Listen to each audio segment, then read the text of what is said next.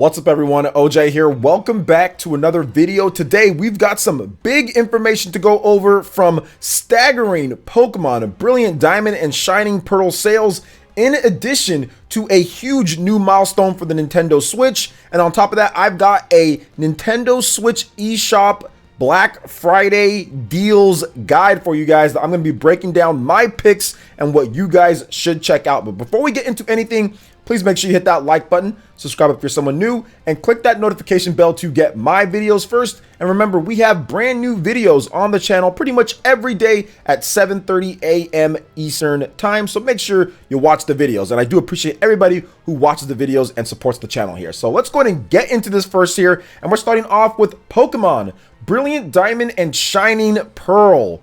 1.396 million copies sold in its first few days on the market in Japan, physical only. This is incredible sales, and we're going to compare how incredible it is here in the article. Shout outs to Nintendo Everything for the Beat. Once again, the information comes from Famitsu, who tracks the physical sales in Japan. So thanks to brand new data from Famitsu, we have the early word on the initial sales for Pokemon Brilliant Diamond and Shining Pearl in Japan. During the first 3 days of availability, the game sold 1,395,642 units. Now that includes both games at the retail as well as the double pack, in addition to the sales of physical download cards in the stores. Now, the digital sales from the eShop are not part of this number here. Now, Pokemon Brilliant Diamond and Shining Pearl have seen the second biggest sales debut on the Nintendo Switch in Japan. Only Animal Crossing New Horizons has done better, and that is really impressive because obviously Animal Crossing New Horizons is a huge franchise, but there's been a lot of big games to launch on the Nintendo Switch, and to see Pokemon Brilliant Diamond and Shining Pearl do this well is not completely surprising, but I think might be a little bit shocking for some people considering the controversy with the game beforehand. But it also makes sense because Nintendo Switch has the biggest install base that it's ever had. Each time a new big game comes out, it has a better chance to sell because there's more people that have the system. So it makes sense in that respect. Now, the Nintendo Switch remakes are fairly in line with the original titles.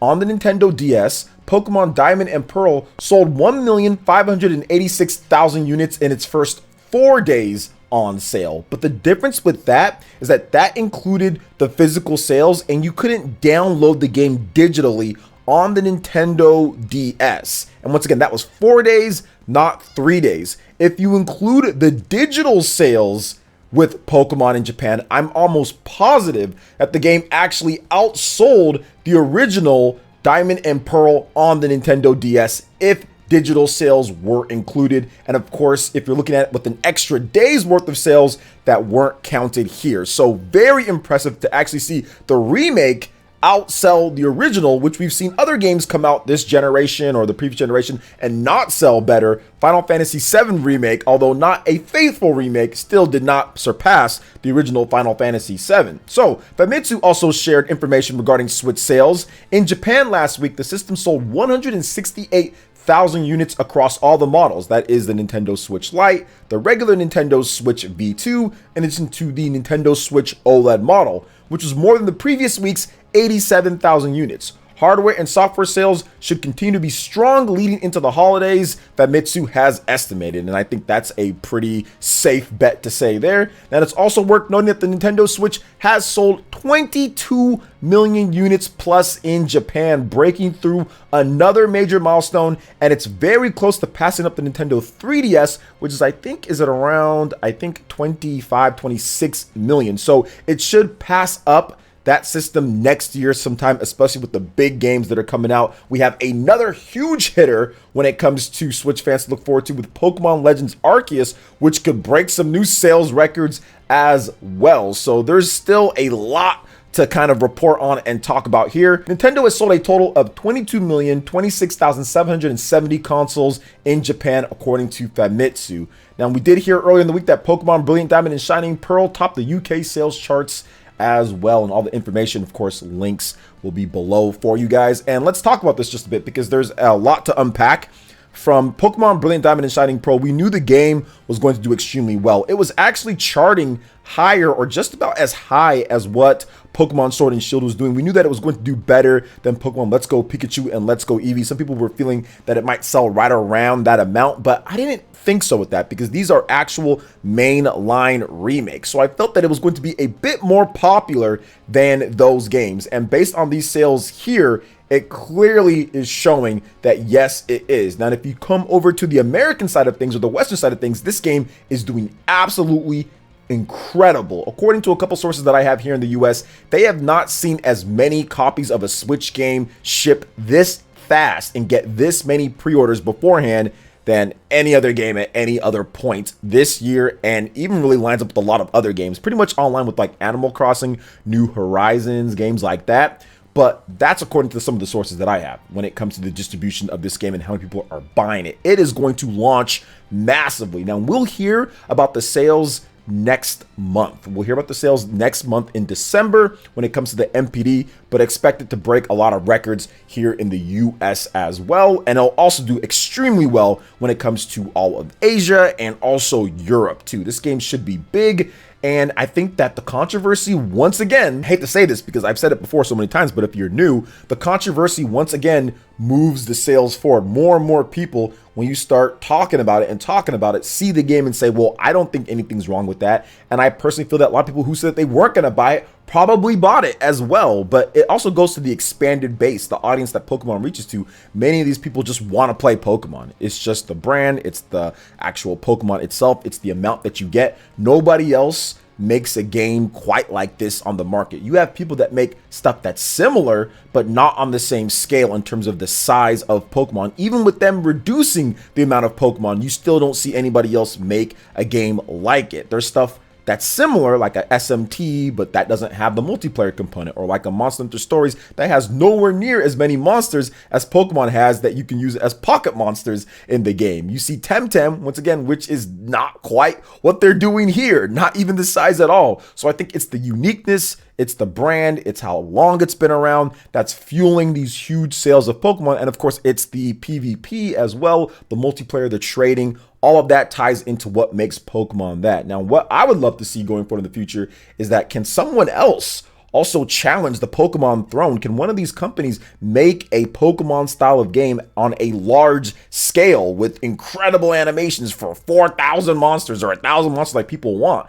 I don't know if they can, but we'll see what's going on. Pokemon Legends Arceus is coming out very soon here, so I think that's their attempt at getting things a bit better when it comes to the presentation and the graphics and stuff. So overall, I think that Pokemon Brilliant Diamond and Shining Pearl, from my own play experience, I've played it, and I actually did a little bit of a pseudo updated review or impressions. I thought that it was a pretty cool game. Diamond and Pearl is one of my favorite generations of all time, and I had fun playing the game, and I'm still continuing to play the game. So I still think it's solid, but of course there can be improvements to be made to the core gameplay experience or to the graphics that make it better. But overall, people are getting kind of what they want when it comes to Pokemon, so it is what it is there. And I also wanted to touch on the Nintendo Switch. Right now, I have another video that I'm planning for the Nintendo Switch sales, kind of what's going on, but we're seeing something that's actually pretty incredible. The sales pace and rate of the Nintendo Switch is something that hasn't happened in quite some time for Nintendo, or pretty much all for Nintendo.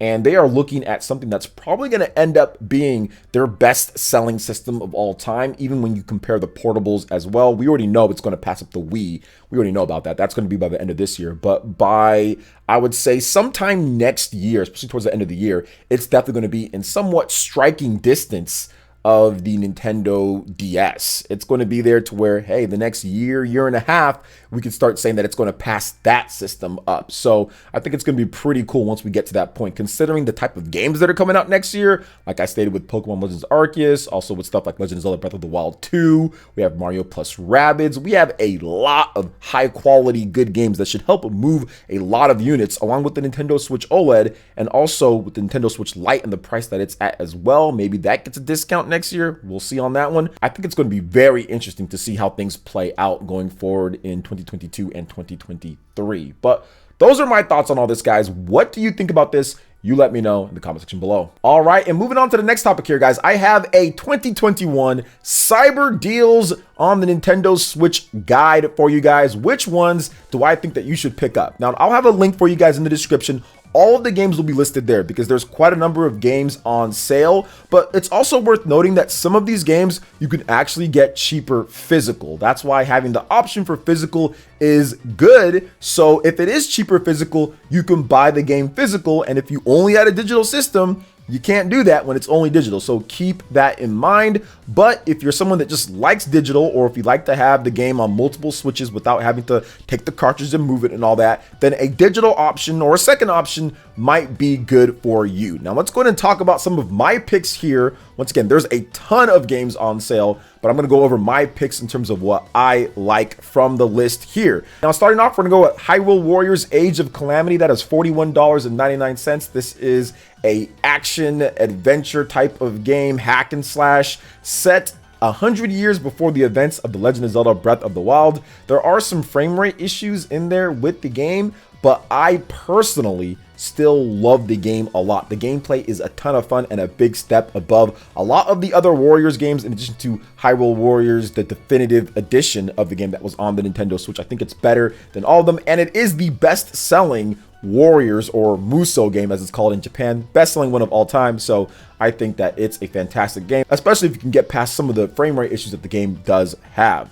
Next up, Persona 5 Strikers. Speaking of Musou, kinda, but not really, Persona 5 Strikers is a action RPG on the Nintendo Switch that kind of borrows the system or some of the mechanics from a Warriors game or a Musou's game, but it's actually an action RPG. It's a straight up action RPG set in the Persona universe. Persona 5 is pretty much a sequel to the original game, and it's only $29.99. So if you want to check that game out, I highly recommend it. I think it's a fantastic game, and it's a lot of fun on the Nintendo Switch. Next up is Monster Hunter Rise for $44.99. So this game has it all. It has the great graphics. It's running on a custom version of the RE engine built specifically for the Nintendo Switch. It's got multiplayer stuff. It's got single player stuff in there. It's got a ton of customization. It was one of the best rated games of 2021, and it's nominated at the Game Awards for a number of different things here, and I'm pretty sure it's going to be nominated for many other things when it comes to other outlets and their award shows. It's a fantastic game with great combat, with great abilities, a bunch of different weapons to use, and tons of social and multiplayer content in there for you to get your hands in, and also a lot of free extra downloadable content that you can get as well. Plus, there's a huge expansion that's coming next year. So if you want to get prepped and get ready and get through everything this holiday break and then get into the expansion next summer, you can do so as well. Now, next up is Super Mario Odyssey. That is $41.99. This game is quite old at this point, and maybe some thought that maybe it could be a bit less, which I think you can get it for cheaper, once again, physical. But if you're looking for a digital copy of the game, this is by far one of the best 3D platformers ever made. One of my favorite, definitely in my top 3 of 3D platformers of all time, right along with like the Mario Galaxy series as well. So I think it's fantastic. There's a bunch of different outfits to collect, moves to do, different levels to explore, moons to collect, classic nostalgia stuff built in there. Super Mario Odyssey, you can't go wrong with it. One of the highest rated games of all time, one of the best selling games on the Nintendo Switch, and the best selling Mario 3D adventure ever made as well. And there's a reason why it is that good. So if you haven't picked up Super Mario Odyssey yet, or if you're getting the Switch for the first time and you want it digitally, it's right here for you guys. Next up, Bravely Default 2 for $41.99. This is a hardcore, old school, turn-based RPG with the new twist of being able to layer on and attack multiple times in a single turn based on if you go Brave or if you go Default as well. I love this game. I think it's very good. And once again, I think you can get it cheaper physical places, but digital, if you want a digital copy, you can get it for $41.99. Now, next up is a game that I highly recommend, and that is Astral Chain. It's $41.99. This is the quintessential action game on the Nintendo Switch, one of the best action games that I've ever played, and it's Platinum Games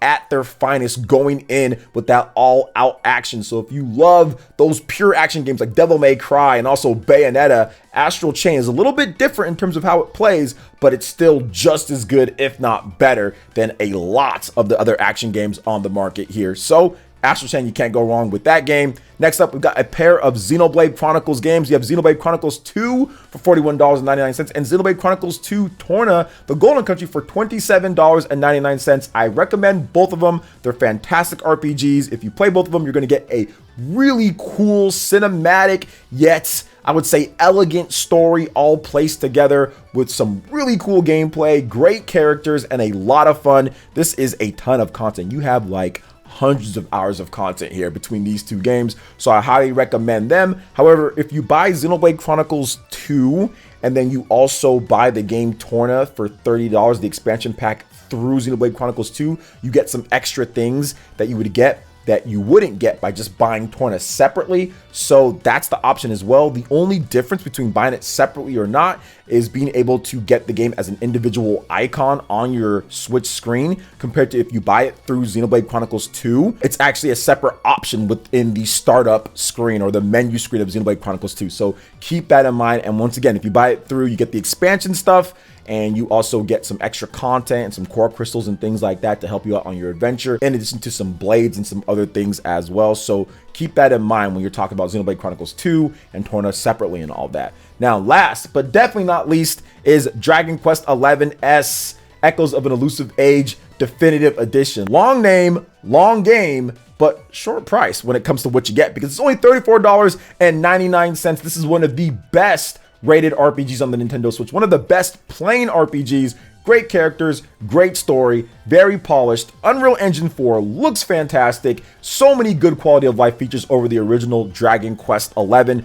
Really good music orchestrated, sounds so much better than what it was originally. And it's just one of those games that you can just sink so much time and effort and time and more time into. There's like 100+ hours of content in this game. It's very good. It's a very good game, and I highly recommend it as well. So that is my Black Friday eShop digital sale guide for you guys. Those are the games that I would pick. But once again, there's a lot of great games on the list here. So if you want, you can check out the link and you can go see what games you want to check out and you want to play. But those are my picks. If I had enough time, I would go over even more games. But what are your thoughts on this, guys, when it comes to Pokemon Brilliant Diamond and Shining Pearl? Everything that's going on there with the sales, also Nintendo Switch, in addition to the cyber deals going on, anything you plan on picking up, I would love to hear your thoughts in the comment section below. All right, guys, that wraps it up for this video here. Thank you so much for watching. I do appreciate it. Please make sure you hit that like button, subscribe if you're someone new, click that notification bell, and we will see you for the next video.